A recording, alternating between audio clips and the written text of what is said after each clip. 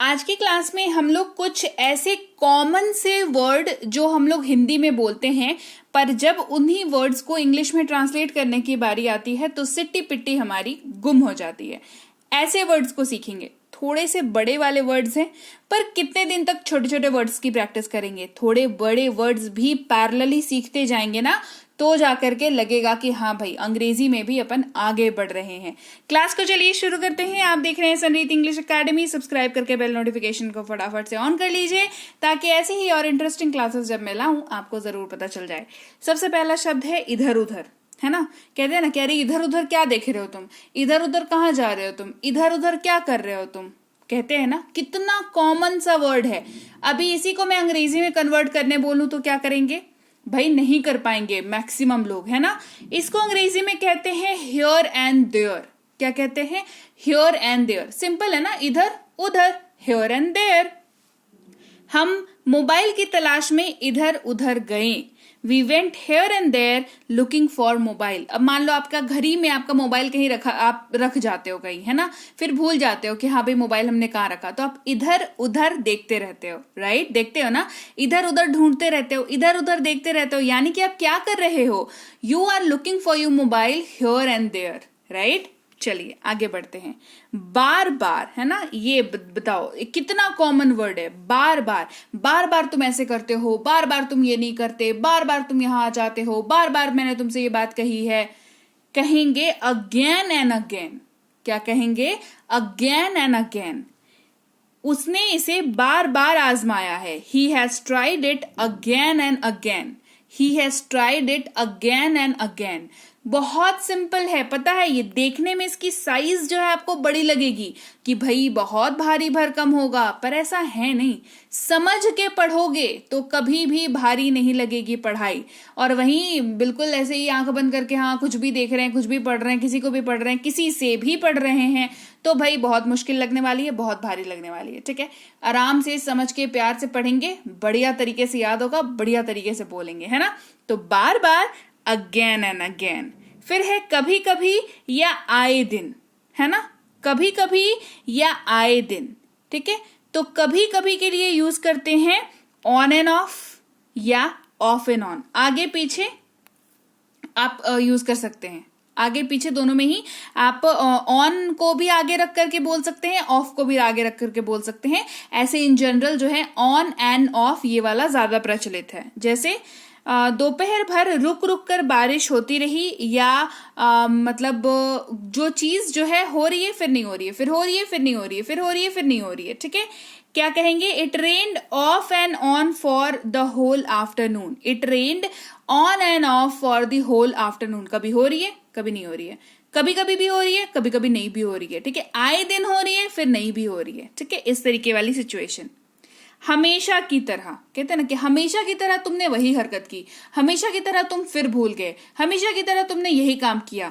कहेंगे as usual. ऐसी कोई चीज जो हमेशा ही होती हो, है ना, और आपको पूरी उम्मीद थी कि इस बार भी होगी, तो क्या कहें? As usual. वह हमेशा की तरह देर से आई। She came late as usual. ऐसे भी जिनको लेट से आने की आदत होती है, उनकी तो भाई आदत ही होती है, वो हमेशा कहीं भी किसी भी फंक्शन में जाए, किसी से मिलने जाए, वो लेट ही पहुंचेंगे। तो एज यूजुअल वो लेट आई, है ना। She came late as usual.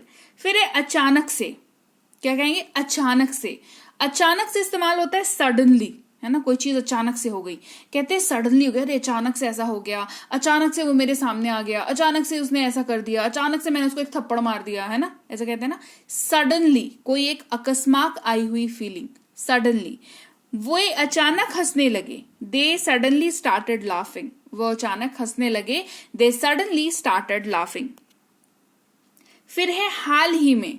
जो चीज जस्ट अभी कुछ दिन पहले घटित हुई हो, मतलब ऐसा है कि आपको एग्जैक्टली डेट तो नहीं पता कि कब हुआ है, पर आपको आपकी याददाश्त से इतना पता है कि बहुत हाल फिलहाल में ही हुआ है। कहेंगे रिसेंटली। क्या कहेंगे? रिसेंटली। उसे हाल ही में एक अच्छी नौकरी मिली है। He got a nice job recently. He got a nice job recently. हाल ही में मतलब इस बात को जो है 1 महीना, 2 महीना, 3 महीना भी हो सकता है। मतलब इतना ही टाइम पीरियड रखिए और एग्जैक्टली आपको समय ना पता हो, ऐसा सिचुएशन है। और लेकिन बहुत नजदीक नजदीक वाला ही समय है। अब ऐसा नहीं कि परसों नौकरी लगी तो कहा रिसेंटली नौकरी लग गई, है ना।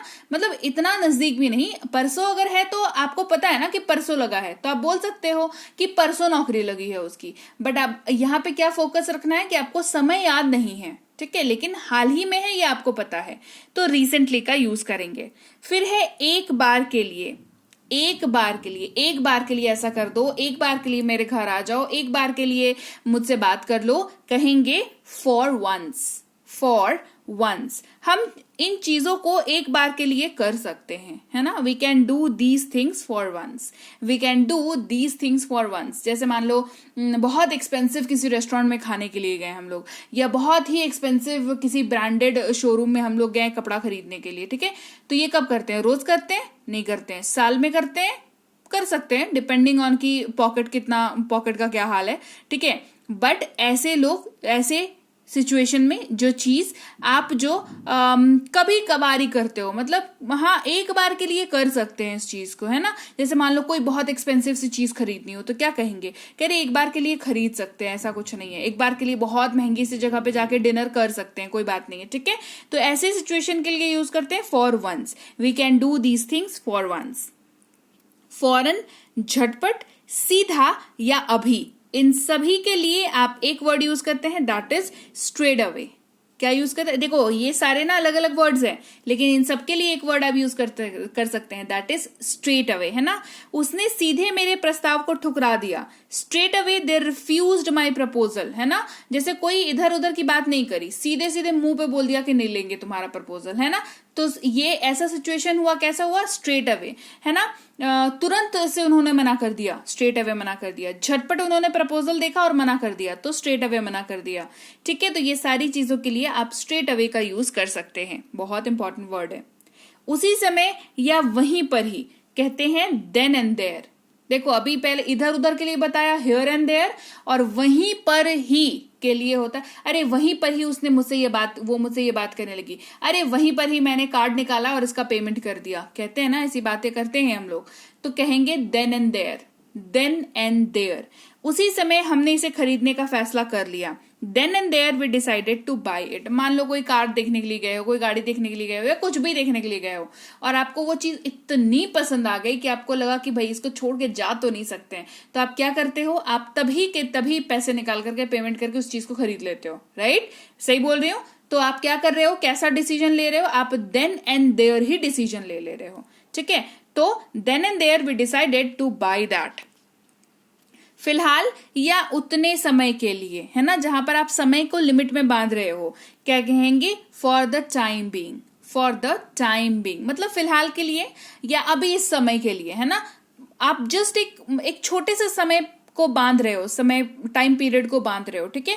तो कहेंगे फिलहाल वो अपनी मौसी के साथ रह रही है। She is staying with her aunt for the time being मतलब हमेशा के लिए नहीं रहने वाली है, या पहले से भी वो नहीं रह रही है, अभी कुछ समय के लिए वो अपनी मौसी के साथ रह रही है। तो कहेंगे फॉर द टाइम बीइंग, है ना, मतलब अभी फिलहाल वो चीज घटित हो रही है, फॉर द टाइम बीइंग। फिर है पहली नजर में, कहेंगे एट फर्स्ट साइट, है ना। किसी को भी पहली नजर में जज ना करें। पहली नजर में किसी के लिए राय नहीं बनानी चाहिए। डोंट जज एनीवन एट फर्स्ट साइट, है ना। कहते हैं ना कि देखो कोई भी चीज ना एक बार देखा और हमने जजमेंट बना लिया, अरे ये तो बेकार है, अरे ये तो बहुत अच्छा है, ये तो चमक रहा है मतलब ये सोना होगा। आपने सुना है ना, हर चमकती चीज सोना नहीं होती। और उसी तरीके से आपने ये भी सुना होगा, डोंट जज a book by its cover, है ना। बस उसी के आसपास की चीज है ये कि फर्स्ट साइट, पहली बार ही देख करके उसको ये अंदाजा लगा लिया, कह रही ये तो बहुत अकड़ू होगा, इससे बात नहीं कर सकते। ऐसा नहीं करना चाहिए। जब आप उनको जानते हैं, समझते हैं, परखते हैं, तब आपको समझ में आता है कि अरे पहली बार जब मिले थे तब तो बहुत गलत अप्रोच अपनाई थी, तब तो हमने बहुत गलत सोचा था इनके बारे में, है ना। ऐसा लगता है ना, बहुत बार हमारे लाइफ में ऐसा होता है। तो इसी के लिए ये वर्ड है एट फर्स्ट साइट। फिर कहते हैं ना कि पहली नजर का प्यार हो गया है ना, लव एट फर्स्ट साइट, पहली नजर में देखा प्यार हो गया, ये यहीं से आया है, लव एट फर्स्ट साइट। तो कोई भी चीज जो पहली नजर में हो जाती है उसको एट फर्स्ट साइट कहते हैं, ठीक है। तो किसी को भी पहली नजर में जज नहीं करना चाहिए, ये यूनिवर्सल ट्रूथ है, इसको हमेशा जो है ध्यान में रखिएगा। आ गई बात समझ में? तो चलिए, ये थी आज की क्लास जहां पर हमने सीखे कुछ आम शब्दों के, आम हिंदी के शब्दों के बड़े वाले इंग्लिश के मीनिंग, जो दिखने में तो बड़े बड़े हैं पर आपके काम बहुत ही आसानी से, चतुराई से आप इनका यूज कर सकते हैं अपनी डेली लाइफ में। क्लास कैसी लगी कमेंट करके फटाफट से बता दो। क्लास अच्छी लगी है क्लास को लाइक और शेयर कर देना। आप देख रहे हैं संरीति इंग्लिश अकेडमी, सब्सक्राइब करके बेल नोटिफिकेशन ऑन कर दीजिएगा। इसके अलावा हमारी कोर्सेज हैं स्पोकन इंग्लिश की, इंग्लिश राइटिंग की, ग्रामर की, इंग्लिश रीडिंग की, और ये ई बुक्स, ये अवेलेबल है हमारी ऐप संरीति इंग्लिश अकेडमी पर, जो कि आपको मिलती है गूगल प्ले स्टोर पर। जाइए वहां पर, ऐप को करिए डाउनलोड और इंस्टॉल, बढ़िया से रिव्यू कर दीजिएगा। इसके बाद आप वहां पर रजिस्टर कर लीजिए। फ्री में भी कोर्स है, पेड भी कोर्सेज भी है, आपको जैसे कोर्स करने की इच्छा है वहां पर अवेलेबल है कोर्स, आप वहां पर जाकर के कोर्स कर सकते हैं। कोई दिक्कत हो तो इस नंबर पर व्हाट्सएप मैसेज करके संपर्क कर सकते हैं। ई बुक्स हमारी इस वेबसाइट पर भी अवेलेबल हैं, पीडीएफ वाली किताबें हैं, और भी ढेर सारी पीडीएफ वाली किताबें आ रही हैं। सो स्टे ट्यून्ड रहिएगा। और पीडीएफ की किताबें आप चाहे मेरी वाली किताबें लें या किसी और की किताबें लें, अगर ई बुक है, अगर पीडीएफ है, तो इसका मतलब है कि आपको उसको डाउनलोड करना है। सो आप कहीं से भी लें, इनको डाउनलोड करके अपने पास जरूर से सुरक्षित रखें। और इसके अलावा व्हाट्सएप का ग्रुप, टेलीग्राम का चैनल ज्वाइन कर लें, ताकि आगे जो भी क्लासेस आए आपको सीधे आपके फोन पर डिलीवर हो जाएं और आप अपने फोन पर जस्ट एक क्लिक के जरिए क्लासेस को अटेंड करके अपनी अंग्रेजी को बेहतर बना पाएं। और मैं आपसे मिलूंगी इसके साथ ही आपकी अगली क्लास में, यानी कि कल। Till then, thank you so much for watching. Stay tuned to Sanriti English.